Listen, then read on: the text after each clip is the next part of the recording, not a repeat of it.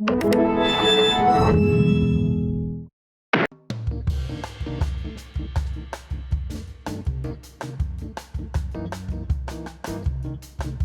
movie fans, welcome to GAGO, and the first in a series where GreenApple goes beyond the screen to meet the filmmakers behind some of your favorite GreenApple titles.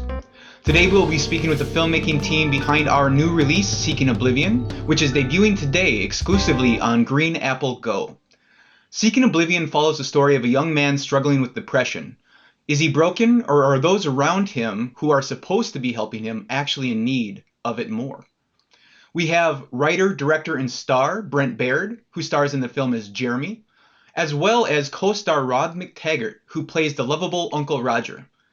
Thank you both for joining us today and for bringing GAGO viewers into the process behind making your film Seeking Oblivion. We'll go ahead and jump right in. BRENT, you've already had a fairly prolific career as an actor, but this is your first foray into writing and directing. Where did this idea for Seeking Oblivion come from, and why was it so important for you to make this film? Well, I've always knew that I would make a movie at some point myself. I always felt like that was the best way to get into the industry, whether as an actor or as a filmmaker, is just to go out and just do it yourself. And I really admired people that did that, that were just like, you know what, I want to make a movie, so I'm gonna try, and I don't know how to do it, but I'm gonna figure out how to do it in some way. So I really wanted to kind of do that. And at the time, I was working as I had a shitty job as a dishwasher, and that's in the film. And I was just at work one day, and I was bored, and I was trying to come up with like ideas for movies and scripts and stuff. And I guess I wasn't in the best mind frame at that point when I was working there. So I kind of was taking, I think, my feelings and putting them into script. So, and different elements of my life, like I said, I put the character as he gets a job as a dishwasher, and at the time I was living in an apartment complex, so I was like, okay, I can film it there. So I set an apartment complex, and then it kind of started to come together, just with elements that I knew I could work with. And a lot of times when I'm writing a script, it's very hard. Like, it's very hard for me to write. Writing's like one of the hardest things ever. And a lot of times I would start a script and then I would just get stuck, or I hit a wall, don't know where to go with it. But Seeking Oblivion kind of was actually fairly easy to write. Like, I think I wrote the first script and like the first draft of it in like a month. So after I had the first draft done, I kind of knew, I'm like, okay, well, this is the movie that I have to make, because there's something here. This is the easiest thing I've ever been able to write. So it's like, I got to do it, So, and then that's kind of how the whole thing started. Excellent. Thank you for sharing. Well, you've touched on this. Seeking Oblivion tackles several important and timely issues, includes struggling with depression, addiction, loss, finding your path in life. You mentioned writing, but what were the biggest challenges of taking this story and these topics from page to screen? I think the best thing is just to kind of present the material realistically and respectively. Like, it's most of the film, well, pretty much the whole film is dialogue based, and film is a virtual medium. So it's all about like making it interesting visually. So how can we show Jeremy struggling with his depression and him wanting to still kill himself? So I came up with the idea of showing those dream sequences to kind of give it a more visual, interesting element. So it's not just like conversations that people are having the whole way through. So it's more or less like showing his struggles personally through kind of a more interesting visual aspect in the film. Mm-hmm. So I felt like that was kind of a struggle about when I had the script and I was making the film, about how to do that. But I think I figured that out. It was more or less in post-production how I was going to kind of piece it together. And I always felt like throughout the whole movie, it can kind of break up the scenes. Like the long scenes of dialogue, we're going to have like dream sequences kind of put in there as the movie goes on to kind of break up all like the dialogue, and we'll have like more of a visual kind of element to it to make it more of an interesting watch. Absolutely. No, and I can say that as a viewer of the film, that definitely stuck with me. Again, we're talking about important and timely messages, but you use some creative and stylish imagery to help distinguish between past and present, fantasy and reality. Two Yeah. examples that come to mind are Uncle Roger's confession, and then Yeah. what I refer to as the Eve sequence, where the fiance is eating the heart or the apple in that Yes. flashback or fantasy. What thoughts or emotions were you looking to convey when you're using these stylistic and artistic choices? Yeah. Well, again, the whole main purpose of that was to show like how he still wanted to kill himself and he was still struggling with his mental health issues. Um, but we thought I thought like originally in the script it was just like uh, it was more or less just him fantasizing about killing himself. But then I thought we should put the fiance in there for most of the scenes because she really is the driving force behind all this and kind of make her like the ghoulish kind of villain that she became in the movie. So it made it a lot more interesting. So I felt like that made it more emotional too because she's always there and kind of a reminder for him of his misery and his depression. And that's why I like that the scene with her. Like I don't even think I had that in the scene of her ripping the heart out. I kind of think I just came up with that idea while we were filming, and I just felt like we need to show that because that's more or less what she did in real life, and that was the driving force for him to kill himself was basically her ripping his heart out. So it's symbolic to what she did to him in real life. And then I thought like again, I was still trying to figure out how to show the dream sequences in an artistic way, like how they would look, and then I settled on all the dream sequences being in black and white, and then we would have the element of the blood because there's blood in quite a few of the dream sequences. So I thought it'd be really interesting and really cool to have everything black and white, and then just have the blood in color. So that's why I think it really pops in the dream sequences there, where she's pulls it out and then eats it. And then the Uncle Roger stuff, I think even in the script, I had it where he actually was at an AA meeting. And then I talked with Rod and a few other people, and I was like, I think it'd be, because that's like such a kind of a cliche thing at the end of the movie to show like, oh, he's at an AA meeting. So I thought it'd be really cool to still have Rod do his monologue. And for the whole monologue, you think that he is at the AA meeting, but then you find out that oh no, he's not. He's talking to himself in a mirror. So it shows that he's still struggling himself with his demons and his addictions. And it's still open ended at the end of the movie. You're like, does he go get help or does he not? Mm-hmm. And I think that's far more interesting than just him being at the AA meeting. So Absolutely. No, I yeah. completely agree. Those visuals still stay with me, weeks after I viewed the film. Oh, So well thank you. done. Thank you. Rod, let's bring you into this. So you play the character we're talking about, Uncle Roger, who in many ways is the emotional heart of the story. He's funny, he's caring, he's supportive. That said, Roger also struggles with his relationship with alcohol, his grief over his separation from his wife.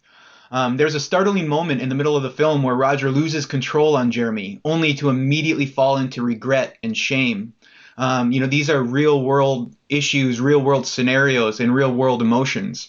My question is, does an actor have to like the character that they're playing, or is it more important to empathize with them? No, I don't think you have to like them, but you do have to find the humanity in them because they were born of woman and they are human beings. And well, unless you're playing the creature in Frankenstein, then that's another matter. But yeah, I started with the text and went from there. And it took me where I needed to go for the character with consultation with Brent. And it was delightful to be working with the creator of the project, the writer slash director slash producer slash. Yeah. Multi-hyphen. Yep. Yeah. Because there wasn't any real conflict. There was only growth and discussion about what he wanted, and he had a vision. So it was just a question of getting that vision communicated to me and finding it in the text. And Liking Roger, I do like Roger in this particular instance, but he's a weak man, and that's his. You know, everybody has a weakness, and his is. He's got one or two. Absolutely. You know, I'd be lying if I said that Uncle Roger wasn't my favorite character of the film. I definitely like him, but like all of us, there are flaws and there are issues that we struggle with, you know, and you know, you never really pass those issues. It's a constant growth throughout our lives. So I think that Rod and all three main characters in this film perfectly embody that. Um, there is the scene where you confront Jeremy, and it's so different than kind of the jolly uncle that we've seen up until that point in the film. How do you get into character for an intense moment like that? Uh, I was a little withdrawn in the moments before. We had our choreography, and we had our, so we knew where the framing was and what the depth of field was, and where the camera guy had to go, and where I had to go, and where Brent had to be, and because it was filmed several times from several different angles, so we didn't want anyone in a confined space. So safety is the first thing, and then from there you're looking at capturing Brent's vision. So it's how do we achieve this? And I was a little withdrawn once all that process was done, and I was in makeup and I was ready to go, and took a moment. But I'm from a theater background where you do your prep work ahead of time, and I've found that that's useful in film. So I had the character. I knew that this was coming on that day, and I set myself up accordingly. I always build a back door out of the character. I don't immerse myself, even though I'm a method actor. I leave a back door. It could be a piece of costume, it could be a prop, it could be a behavior, or something that once I put that down, he's gone. And I can take him off.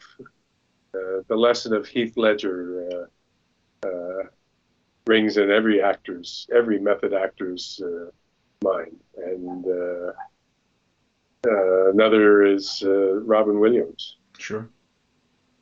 So you have to have your safety protocols in place when you're doing this kind of work, because this kind of work is very realistic and on the edge in its emotional content. Absolutely. I do want to take a moment to welcome Keegan Chambers, who plays the character of Laura here. Hi, Keegan. Good afternoon. Hi. We have now discussed Uncle Roger and Brent's character Jeremy. All three of these characters are dealing with their own issues, their own demons, and they're all kind of on their own path as far as how far they've come and if they're relapsing or if they're actually moving forward. I get the sense that Laura is pretty with it. She is struggling. She's struggling to find a career position. She's offered jobs that she's overqualified for. She self-harms. She has a history of dating men that might not be the best for her. So how do you feel about Laura as a character? Is she someone who might self-sabotage, or is she someone who is just lost and looking for direction?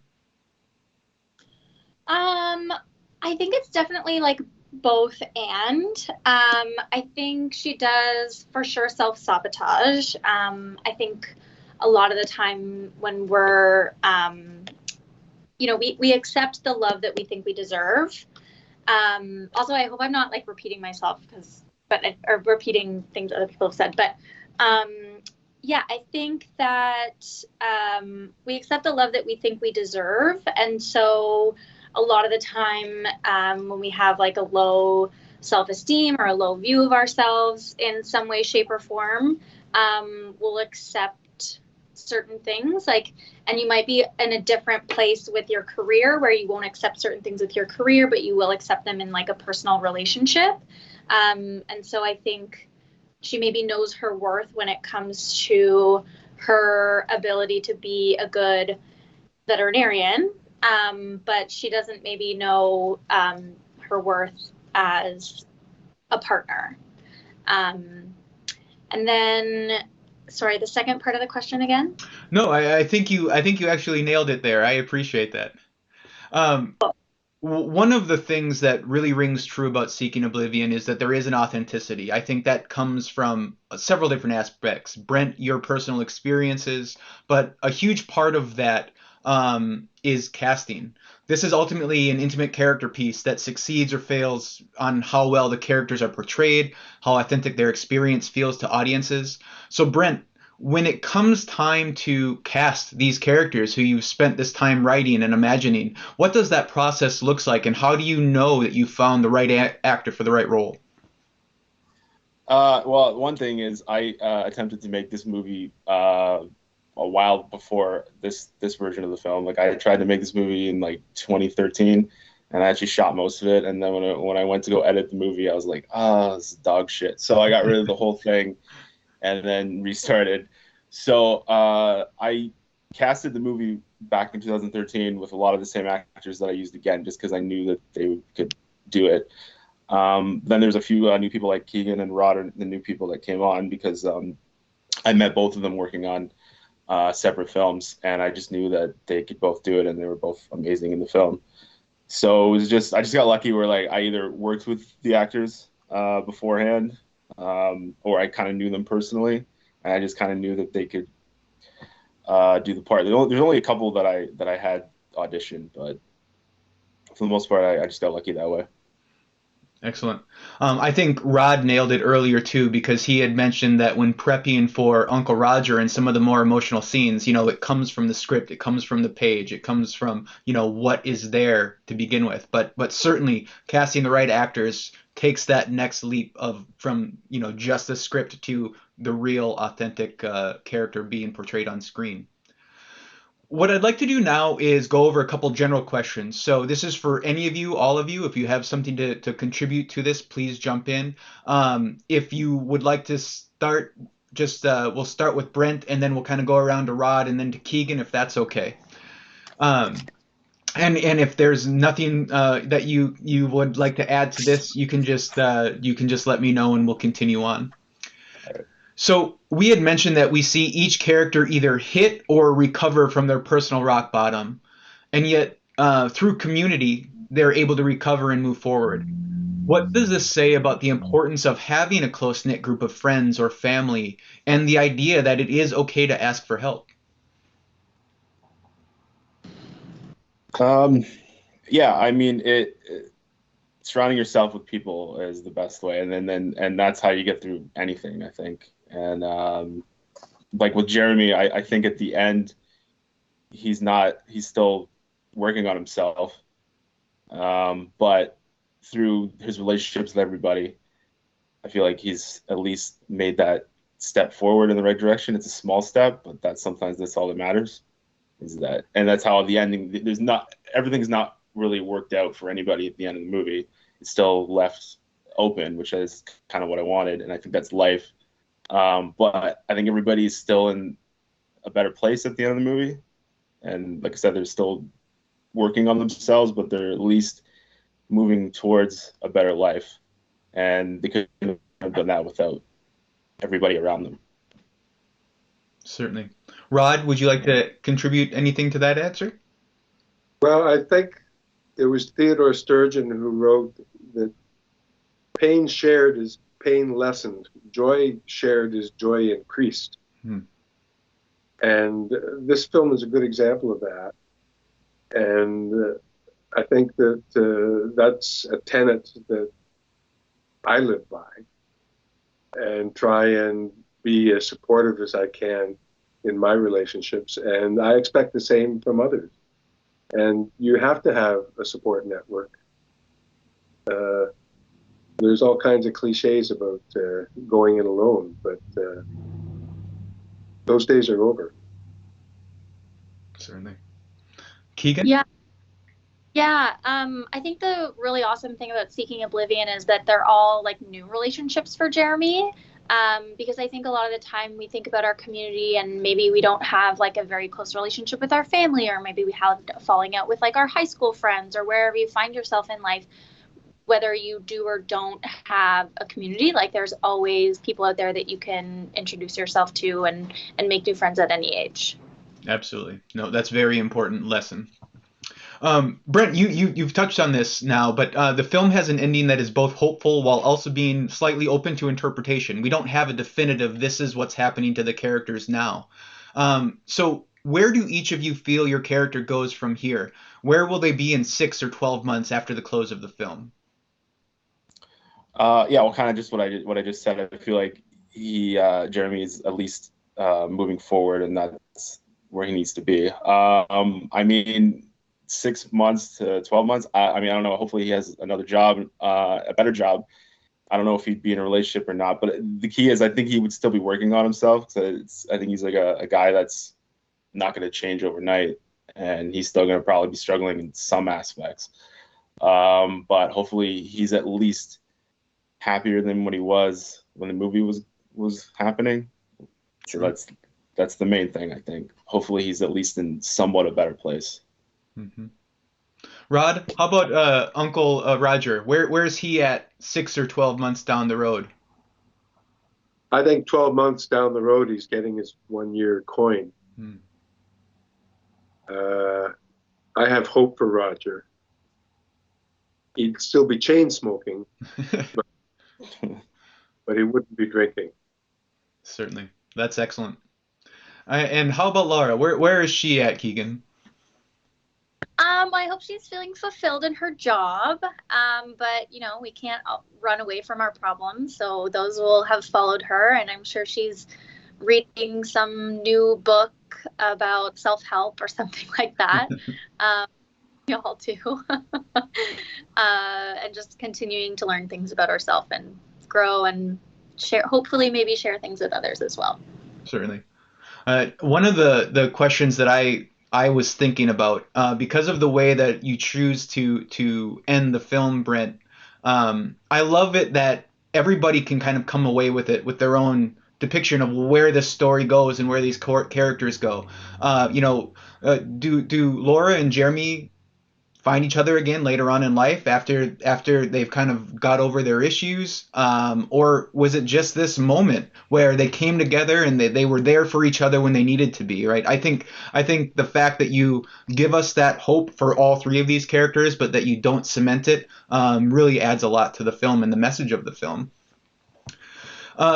Do any of you have any funny anecdotes or a fondest memory of your time making the film? Oh my God, it was so long ago. I know it was. I remember one of the first days of shooting was the laundry room scene, and that was a nightmare. It was one of the worst days ever because we were allowed to film in there, but we had to film while it was still open. So I still think about that day because it was tough because we had to like film around people actually doing their laundry, and then people would literally walk through the scenes while we were like filming. And then after you're done, I'm like, oh, hopefully we got it. I mean, I don't know. And then luckily it turned out really well. So, but I still always think of that scene, and that was one of the hardest days. Do you think that movies can bring a positive change to society? We've already touched on there is a responsibility when dealing with this subject matter, but beyond the responsibility to the subject, to the people going through these, do you think that a film can bring a positive change? Absolutely. Yeah. That's what I've always loved about movies. Like I loved going to a movie, being emotionally moved by a performance or something else in the movie, or seeing myself in the character on screen, and then like leaving the theater and just thinking about it afterwards and just feeling like I wasn't alone in the world because I saw myself in a movie. So that's what I've always loved about movies, and maybe that's why I wanted to be in films or to make movies. And just being able to do that for somebody else, that would just be amazing. Excellent. So I think films function as a reflection or a refraction of what the society is going through in the moment. So Whether they initiate the change, I don't know, but they certainly reflect it. They certainly portray it as a possibility. And I think that's important. Sure. Keegan, do you have any thoughts? Yeah, it's fascinating when you watch a movie and all of a sudden you find yourself like crying at something, or feel really moved by something, or feel really like that something really resonates with you. And sometimes it's a surprise, and it's like, it's beautiful. It like, what am I trying to say? It informs how you live your life sometimes. Absolutely. Choices you may or may not make. Certainly. I know that there have been films in my life that have sent me on a different path. They touch me emotionally, and oftentimes that was not expected. So again, well done. Well, this is my last question for the three of you. You've gone through this journey. It's been a little bit of time, but what advice would you give to either an aspiring filmmaker or an actor, someone who's looking to really make a connection with a role and kind of, put their stamp in a project? I would say basically, yeah, you don't give up on a movie you want to make or a part you want to play, because like I said earlier, I attempted to make this movie back in 2013, and it was devastating because I shot most of it and then I had to scrap the entire thing. And I think most people would have just given up at that point, but I knew I believed in the script, and I felt like this was a movie that needed to be out there and made, and a story that needed to be told. So I stuck with it, and like I said, it took about over 10 years, but this is the end goal that you want to be at when you make a movie. It being released on streaming platforms, and people can see it now. So yeah, I think if you really love something, or if you really believe in something, you can't give up on it. So absolutely. Rod, any message to aspiring actors or filmmakers out there looking to make their mark? Do your homework. Know your stuff. Know your craft, and know your script, and mine it for every little nuance or mention of your character, because other people in the script mention your character, not just you. It's not just your scene. It's every reference to your character in the whole script. And you can build something real that way. And doing that, then you have the luxury of being in the moment, really listening to your scene partner and making it real. Absolutely. Keegan? Mm-hmm. Yeah, I think two things. One, connect with people who are at the same stage you're at, and be willing to work for free.